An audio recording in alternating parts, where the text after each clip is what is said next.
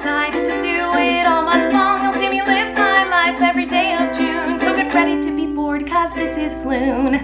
Hello everyone, so Flynn is eating his lunch and he doesn't like a sandwich, but I'm trying to make him eat a sandwich because he usually loves it, and today he's just deciding he doesn't want it, which is very toddler of him. So I was trying to get him to eat a bite and he didn't want a bite, and I was like, Flynn, you need to eat a bite.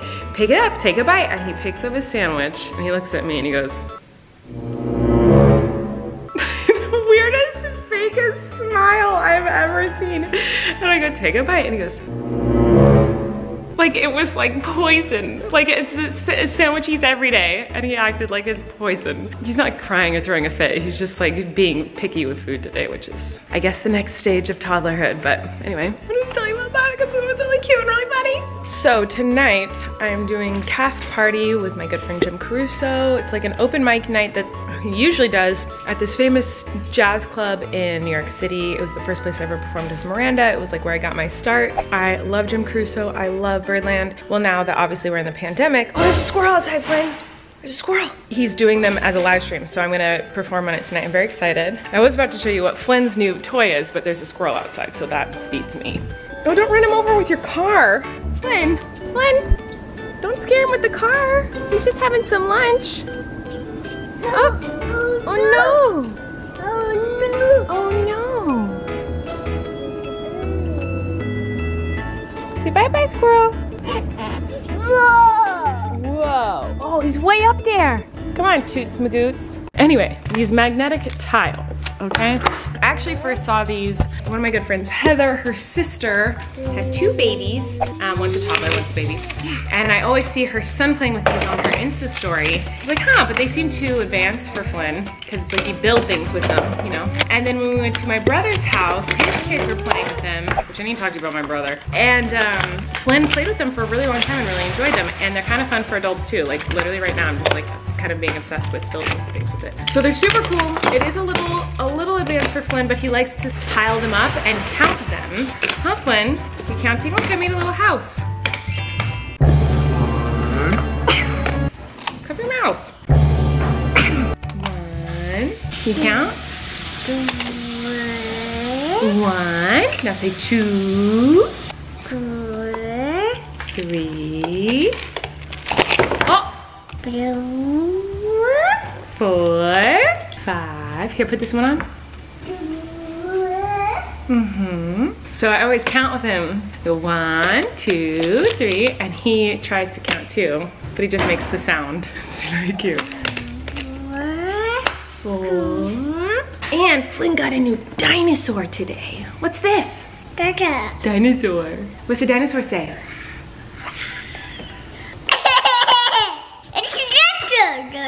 Yeah.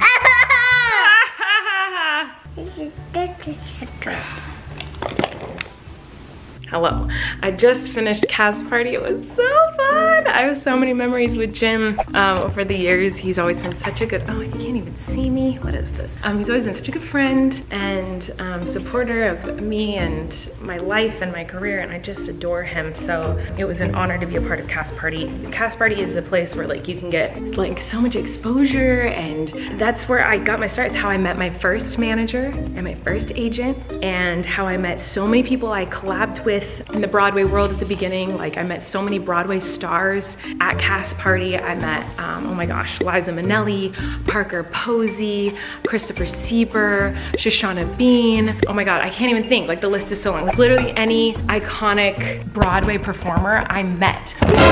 Sorry, I met at cast party because of Jim, and he is so incredible and I just love him so much. Yeah, I just am so grateful for him and everything he's done for me and how much he's supported me, and he's just the most wonderful, hilarious, awesome guy. I adore him and I adore what he does. So if you watched Thank You, you can still go watch it. It's on his YouTube channel, and you can go support him because his job was to do cast party every week, and obviously they can't do that anymore, so he does it on live stream, and they're making a living just hoping people will give tips and support them. And so yeah, if you guys want to go support, you can. And I know he gives a chunk of the proceeds. A chunk of the proceeds goes to Broadway Cares, Equity Fights AIDS. So it's also going to a good cause. So yes, is someone home from his walk?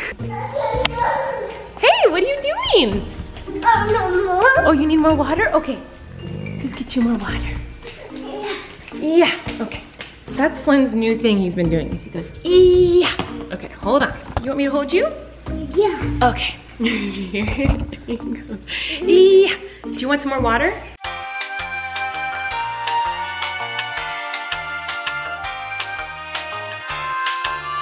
Hold on. Wait, say thank you. Good, say thank you. Okay, go. How's the park? Flynn, do you want to give them some more food? Come on, you gotta get the plate. Where's the plate? The squirrels have eaten all the food. Where's the plate for the squirrels? There's the plate. Can you hold that? Can you put it right there?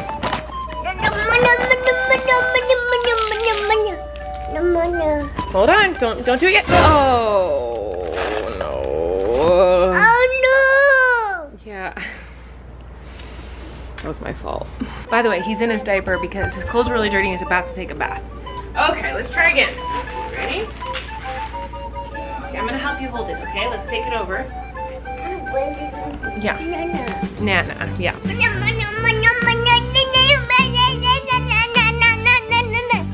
Ready? Oh, thank you. Good job. Right there for the squirrels. That's enough. Oh my gosh. Baby's asleep, and I was just kind of like looking online at the news and stuff, and man, it's depressing. It's really sad to just see what's going on in the world in general, but also like with the pandemic stuff, it's really hard to swallow the information, just knowing that like there isn't really an end in sight. I really do try to be as optimistic as possible, and like especially about situations like this, but there's some days where it's just like hard to think about, and it seems like, I feel like I just did a Miranda face. It's like to think about. But it seems like everything's getting re-shut down, and like it's really bad. The mayor just said like no gatherings unless you live with people. It's just a bummer to see that like everything's getting worse. What made me really sad was there's a girl I follow who is a mom, a young mom, and she has cancer, and she got diagnosed with cancer after all this pandemic stuff started. And so she went to the hospital and she couldn't be around her family. Her family couldn't come visit her because of COVID. She could have no visitors. And then finally things started letting up a little bit. We were, you know, flattening the curve. There were less cases. Everything seemed like it was going in a good direction. And so finally she could have visitors, and she could have like her husband come visit her and stuff. But because no one is like wearing a mask or doing social distancing and all that stuff, obviously the numbers are spiking again. And so now they're like shutting down visitors at the hospitals again. And that's what like really upset me, is the thought that this woman going through cancer finally was able to have like her partner by her side, and now she can't anymore. Now she's in the hospital alone again. It just made me so upset. I'm like, oh, people who, it's like, just wear a mask, like wash your hands, wear a mask, wear gloves, don't go out if you don't have to. And you could be saving lives, and also you could be helping people like her so she can just have her husband by her side while she's going through chemotherapy. Like, it doesn't take, it's just put a piece of cloth over your freaking face. Like, please, please, I'm begging you, I'm begging you. Ugh. Anyway, we're gonna eat dinner. Eric and I are talking about how much we are hating the quarantine. Now we're like, we need something, we gotta do something, but they literally just shut her down in LA. Like, there's nothing you can do now. Good, we're supportive of that. As we have been. He was like, I just needed something to look forward to, so I ordered a clog. What'd you say, clog Birkenstocks? Clog Birkenstocks? That's not why I brought the camera over. I brought it over so they could see how you have improved on your woe. You ready, love? I don't even know what it is. Come on, I don't even know how to do it. Catch the woe. Stop throwing woes at me. I don't know what He goes. to do. It's not my thing, love. It is your thing. Here, catch it. What do you do? What doesn't make any sense? I don't actually know how to do it either. It's like, that's what they do on TikTok. They go like, oh, so it's I can't do it. It like used to be like that. Like the bow bow used to be like that, I think. I know I can't do it, but it's like how is something it like that. still a thing? Now it goes like, they do like a little thing. So you catch it and then Nobody wants to see me do this. No. What do we do, guys? What do we do? We keep our son safe. Yeah, that's what we're trying to do, is keep him safe. And we have the luxury of being able to do that because I work from home. I'm not shaming anyone who has to go to work and is like essential workers, like has to go out, has to do things. Like I totally understand. We're talking about the people who are like partying at the beach. But what do we do? I don't know. We just keep having a Groundhog Day. Wake up. We'll put you And we play with stickers. And we walk to look for some, we find squirrels in the backyard and we feed them. How are you guys still watching this? Aren't you bored of this every day? Like, that's what I want to know. I think they're wondering why you haven't made bread in a week. Because I'm bored of it. I'm bored of bread. That's where I'm at. When you're bored of bread. If you make it again, I'll vomit. Like, even the thought of that bread, I'm disgusted. Does anyone else feel this way? Is it just us? Are y'all partying at the beach? It's really bad in LA. That's why we're talking about it so much. It's very bad in LA. Okay, I'm gonna go eat chocolate pie. So we are getting passionate. If you ever wonder what Eric's and my passionate conversations are about, they're about things like this. Parenting, AKA parenting? We would get this passionate about stuff before we had a baby. Ooh. Yes! Yes!